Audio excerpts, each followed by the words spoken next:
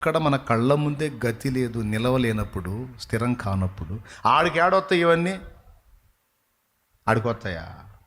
మరి ఆడికొచ్చేవి కొన్ని ఉన్నాయి, వాటి కోసం మనం సిద్ధపడాలి. అవి అక్షయమైనవి, శాశ్వతమైనవి.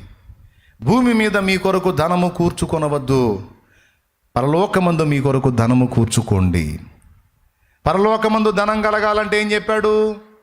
ధనవంతుడైన కుర్రోడు వస్తే నీకు కలిగిందంతా అమ్మి బీదలకు ఇవ్వు, అప్పుడు నీకు పరలోకమందు ధనము కలుగు. పరోపకారం చేయి, ఇతరులకు మేలు చేయి, ఇతరులకు ఉపకారం చేయి, ఇతరులకు హెల్ప్ చేయి. బాయ్, ఇతరులకు సాయం చేయవే పిచ్చోడా, చేయి. ఎంత చేయగలవు అంత చేయి. మొత్తం అక్కడ రికార్డ్ అయింది. ఇది అబద్ధం కాదు, సాక్షాత్ యేసయ్యే చెప్పిన మాట. దేవుని కోసం ఆయుష్కాలంలో కొంతైనా ఖర్చు పెట్టబోయి, తమ్ముడా, అన్నయ్య, అక్క, చెల్లి, నా తల్లి, కేటాయించమ్మా. అక్కడ లిస్టులో వస్తుంది.